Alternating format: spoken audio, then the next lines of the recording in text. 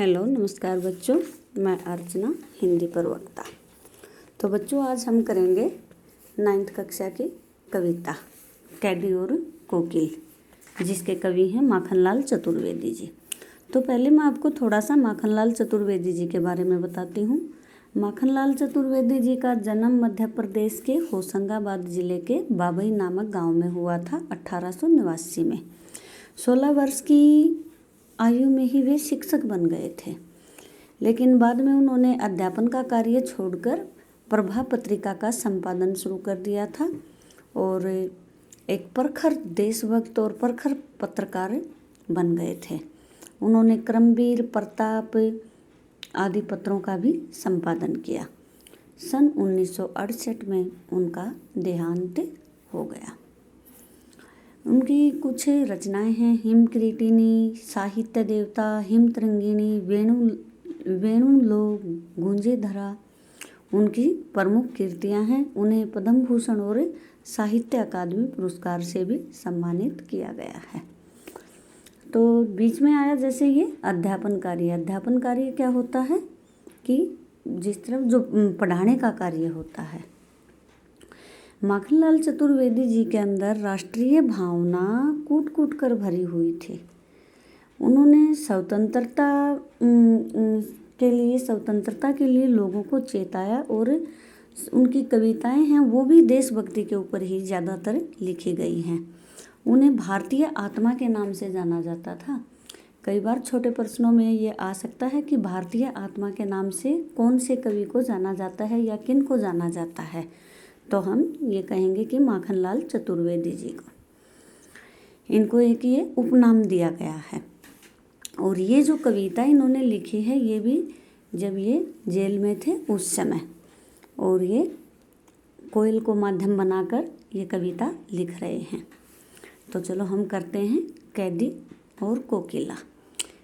तो कवि कोयल से बातों के बहाने अंग्रेज़ों के बारे में और भाई अपनी दुर्दशा के बारे में कि यहाँ हमें जेल में किस तरह से रखा जाता है उसके बारे में बताएंगे इस कविता के अंदर, कि स्वतंत्रता सेनानियों के साथ जेल में किस प्रकार का व्यवहार किया जाता है।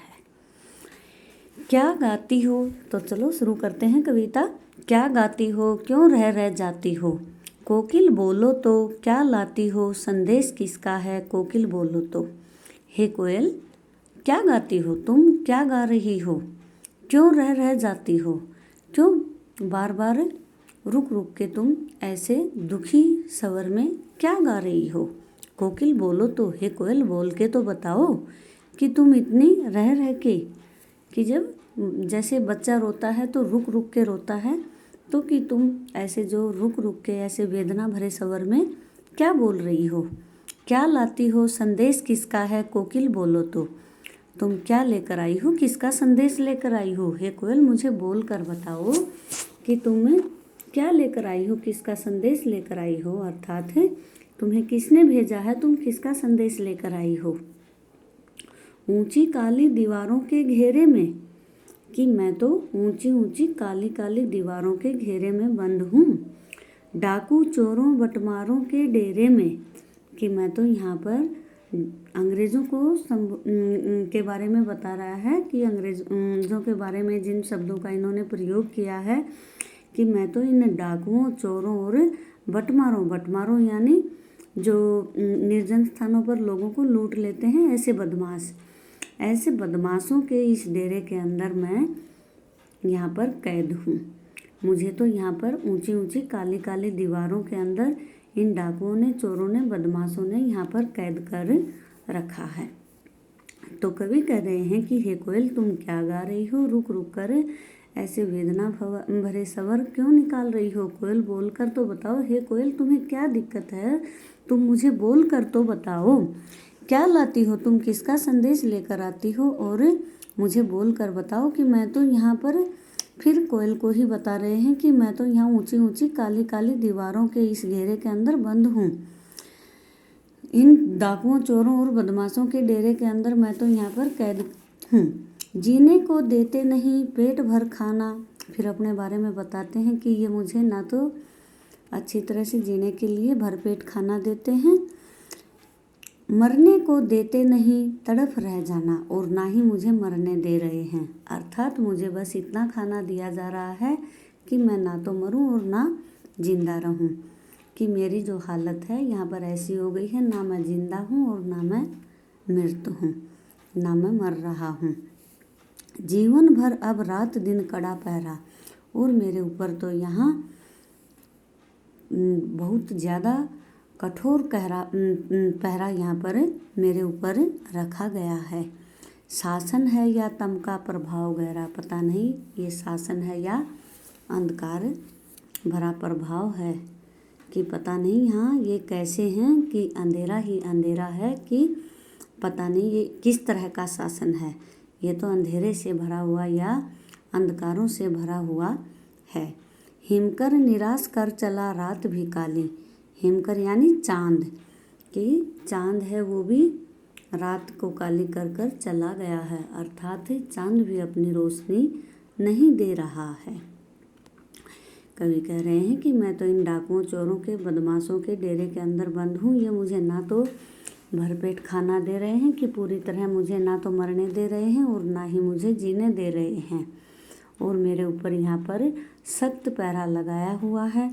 पता नहीं ये कैसा शासन है, कि मेरे ऊपर ये तो बिल्कुल अंधकार भरा शासन है, कि यहाँ पर तो चांद जो है वो भी निराश होकर बेचारा चला गया है, वो भी अंधकार करके वापिस चला गया है, कि पता नहीं कि इनके अंग्रेज़ों के इन दुखों को देखकर या अंग्रेज़ों के द्वारा किए गए अत्याचारों को देखकर चांद भी यहाँ से चला गया है। तो कवि अपनी दशा के बारे में बता रहे हैं कि यहाँ जेल के अंदर मेरी कैसी दशा है। इस समय कालिमा मई जगी क्यों आली, कालिमा मई यानी कोयल, हे कोयल क्यों जगी क्यों आली, आली यानी सखी, हे सखी तुम इतनी रात गए तुम क्यों जग रही हो, कि मैं तो इसलिए जग रहा हूँ कि मुझे तो ना तो भरपेट खाना मिलता है और मैं तो यहाँ पर परेशान हूँ, लेकिन तुम क्यों जग रही हो इस समय, क्यों हुक पड़ी वेदना बोझ वाली सी, कोकिल बोलो तो क्या लूटा। अब कह रहे हैं कि तू क्यों इतना वेदना भरा स्वर निकाल रही है, वेदना बोझ वाली सी, यहाँ पर देखो सी शब्द आ गया है, तो सी कहाँ पर आता है, तो इसमें कौन सा अलंकार है, उपमा अलंकार, क्योंकि जहाँ पर शी सा से सम सरिस तुल्य आ जाते हैं वहाँ पर उपमा अलंकार होता है। कि तुम कह रहे हैं कि क्यों हुक पड़ी हो हे कोयल, तुम क्यों दुखी हो गई हो, वेदना बोझ वाली सी और इतना दर्द भरा स्वर क्यों निकाल रही हो, हे कोयल मुझे बोल कर बताओ कि तुम्हें क्या दुख हो गया है, तुम्हारे क्या लूटा, क्या तुम्हारा किसी ने कुछ लूट लिया है। कवि इसको कह रहे हैं कि तू इतनी रात को जो जग रही है और इतना दुख भरा स्वर जो तू निकाल रही है, क्योंकि तू तो हमेशा मधुर स्वर निकालती है ना, तो इसलिए तेरे साथ क्या हो गया है, तेरा क्या किसी ने कुछ लूट लिया है।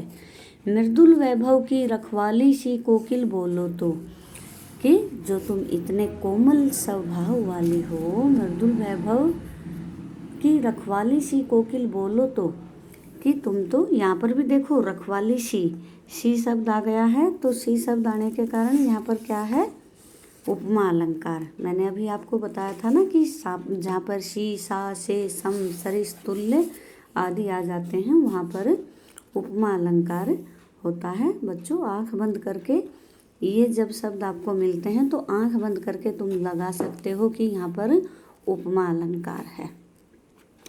तो कह रहे हैं कि हे कोयल बोल के तो बताओ कि तुम तो इतना मृदुल जो स्वर है तुम्हारा, तो स्वर इतना मृदुल होता है, इतना कोमल और इतनी मीठी वाणी होती है, लेकिन तुम आज इतना वेदना भरा जो स्वर बोल रही हो, अर्थात इतनी दुख भरी तुम्हारी जो आवाज़ लग रही है, ये क्यों है, क्या हुई बावली, क्या तुम बावली हो गई हो। अर्धरात्रि को चीखी, इतनी आधी रात को तुम्हें चीखने लग गई हो, इतनी आधी रात को कोयल तुम क्यों चीख रही हो, कोकिल बोलो तो, हे कोयल, मुझे बोल कर बताओ कि तुम्हें क्या हो गया है। किस दावानल की, दावानल क्या होता है? जंगल की आग। क्या तुम्हें कोई जंगल की आग दिखाई दे रही है? अर्थात कवि इसके माध्यम से कहना चाह रहे हैं कि क्या तुम्हें कोई क्रांति होती दिखाई दे रही है जो तुम मुझे क्रांति का संदेश देने आई हो, या फिर तुझे कोई, इसको हम दोनों तरह से हम प्रयोग कर सकते हैं कि तुम्हें क्या जंगल में कोई आग लगी दिख गई। इसी के माध्यम से कवि लेकिन जो लोगों को संदेश देना चाह रहे हैं वो ये देना चाहते हैं कि क्या दावानल रूपी जो क्रांति है वो तुमने कहीं देख ली है कि जिस प्रकार से जंगल में आग लग जाती है तो किसी तरह से भी बुझाया नहीं जाता, तो उसी प्रकार से क्या देश के अंदर, देशवासियों लोगों के अंदर क्या हमारी स्वतंत्रता की लड़ाई के लिए एक मुहिम छिड़ गई है। क्या देख न सकती जंजीरों का गहना, हथकड़ियाँ क्यों इस ब्रिटिश राज का गहना। क्या तुम, पहले कह रहे हैं कोकिल बोलो, तो हे कोयल बोलकर मुझे बताओ कि तुम्हें क्या दुख है। क्या देख न सकती जंजीरों का गहना, क्या तुम्हें ये जो जंजीरों रूपी जो गहना मेरे ऊपर लगाया गया है, मेरे हाथों में जो जंजीर लगाई गई है, मुझे जो जंजीरों से बांधा गया है, क्या तुम्हें ये अच्छा नहीं लगता? जंजीरों का गहना, हथकड़ियाँ क्यों यह ब्रिटिश राज का गहना।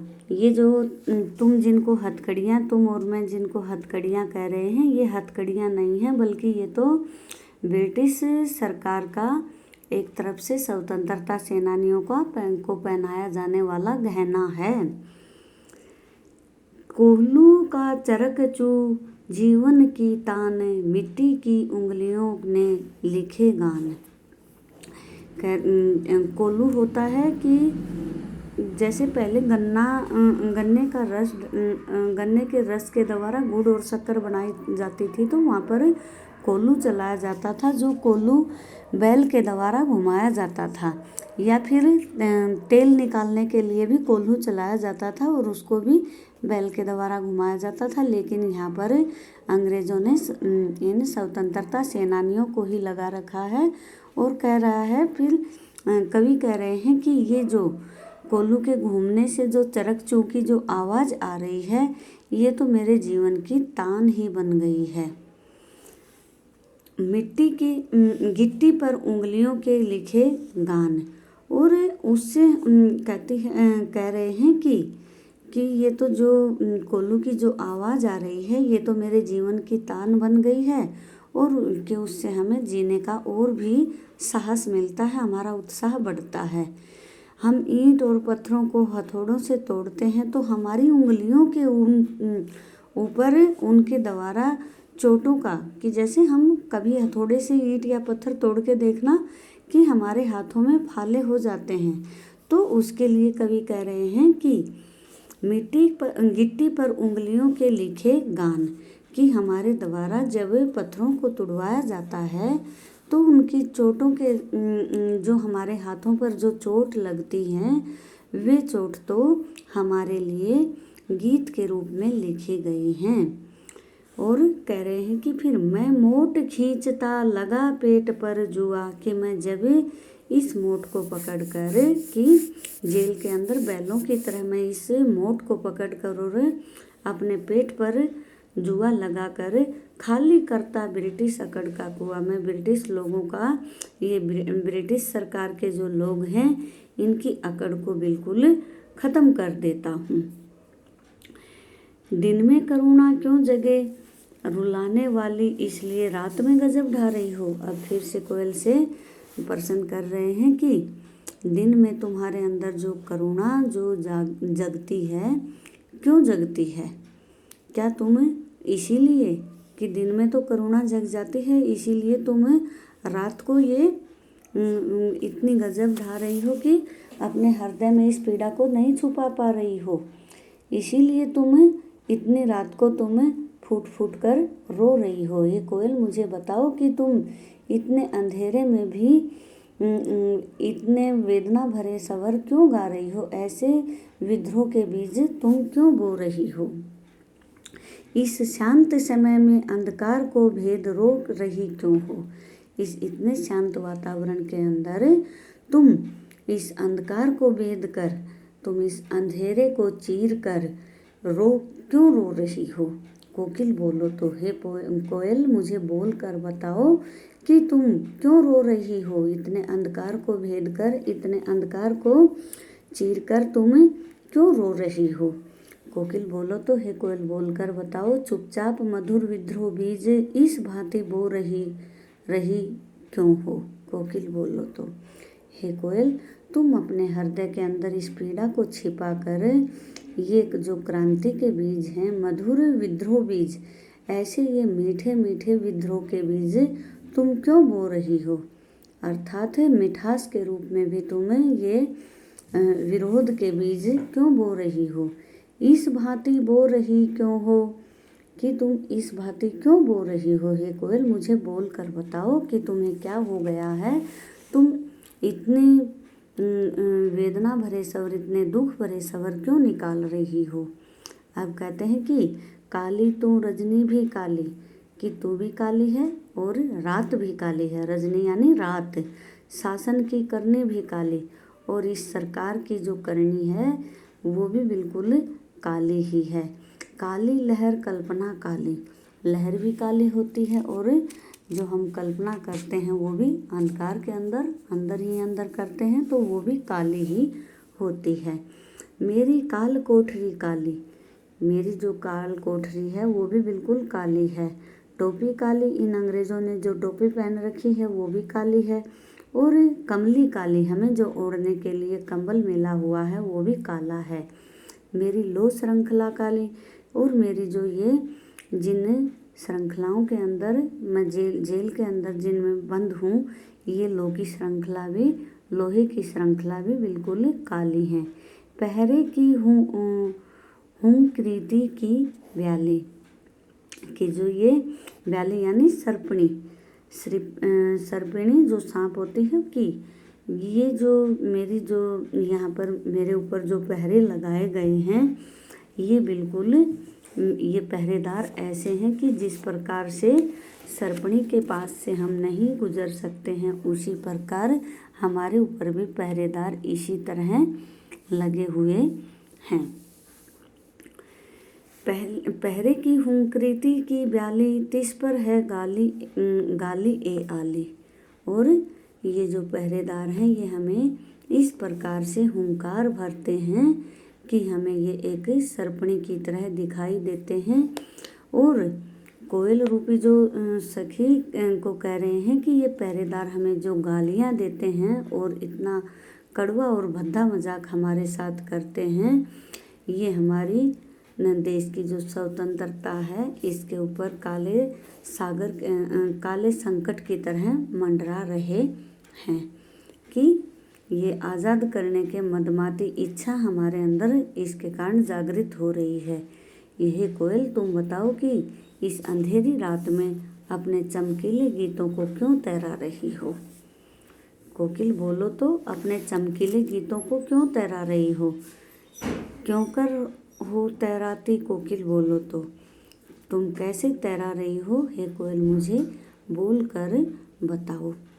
तो कवि इसके अंदर कह रहे हैं कि कि ये जो अंग्रेजी शासन है ये एक सर्पिणी के समान हमारे ऊपर है, और ये हमें जो गालियाँ देते हैं वो बहुत ही भद्दी और हमारे साथ भद्दा मजाक करते हैं। इस काले संकट सागर पर यहाँ पर कि मरने की मदमाती, काले संकट सागर पर यहाँ पर है रूपक अलंकार, कि काले संकट रूपी सागर, रूपी शब्द आ जाता है जब हम इसको खोल के देखते हैं तो वहाँ पर रूपक अलंकार होता है। मरने को मदमाती, यहाँ पर हमें मानवीकरण अलंकार दिखाई दे रहा है। कोकिल बोलो तो, हे कोयल हमें बोल कर बताओ कि तुम अपने इन चमकीले गीतों को क्यों यहाँ पर इन चमकीले गीतों को लेकर क्यों यहाँ आई हो, क्यों गा रही हो। इस गहरे संकट के अंदर चमकीले गीतों को क्यों तैरा रही हो। तुझे मिली हरियाली डाली, कि तुझे तो हरी हरी डाली मिली, हरियाली डाली कि तुझे तो रहने के लिए यहाँ हरी हरी डाली मिली है। मुझे नसीब कोठरी काली, और मेरे नसीब में तो ये काली कोठरी ही है। तेरा नभ भर में संचार, कि तू तो इस पूरे आकाश के अंदर संचार करती है, अर्थात विचरण करती है। मेरा 10 फुट का संसार, और मेरा तो ये जो काल कोठरी है ये 10 फुट की है, और यही मेरा संसार है कि मैं तो इसी के अंदर बंद रहता हूँ। तेरे गीत कभावे वाह, और तू तो जो गीत गाती है या मधुर स्वर में जो तू गाती है, कूकू करती है, वो तो वाह वाह कहलाता है। रोना भी है मुझे गुनाह, लेकिन मुझे तो यहाँ रोना भी गुनाह के समान, हमारा तो रोना भी गुनाह के समान होता है। देख विषमता तेरी मेरी बजा रही तिस पर रणभेरी, कि देख तेरी मेरे अंदर कितनी विषमता है, क्या तुम इसी के ऊपर रणभेरी बजा रही हो, कि तुम इसी के ऊपर तुम ये सोच रही हो कि तुमने तो रण जीत लिया है। तो कवि इसमें कह रहे हैं कि तुझे तो हरी हरी डाली, ये जो हरे हरे पेड़ों पर तू तो रह सकती है, लेकिन मुझे तो ये काल कोठरी मिली है, फिर भी तू क्यों रो रही है। और तू तो इस सारे संसार के अंदर या सारे नभ के अंदर तू संचार कर सकती है, घूम सकती है, विचरण कर सकती है, लेकिन मेरा तो यही 10 फुट का संसार है, क्योंकि ये काल कोठरी जो है ये 10 फुट की है, और मैं तो इसके अंदर बंद हूँ, तो मेरा तो यही संसार है।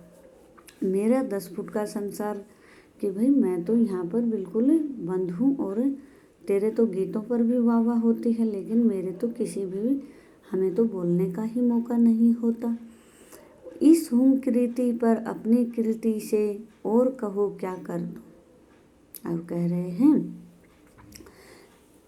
कि मैंने तो कि हमें तो रोना भी नहीं रोया, हम तो रो भी नहीं सकते हैं, क्या तू ये रणभेरी का गीत गा रही है।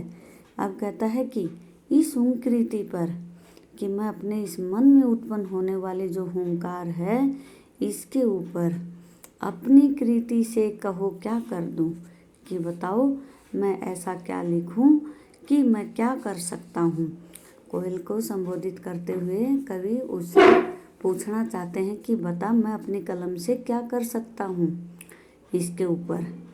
कोकिल बोलो तो हे कोयल मुझे बोल कर बताओ कि मैं यहाँ क्या कर सकता हूँ।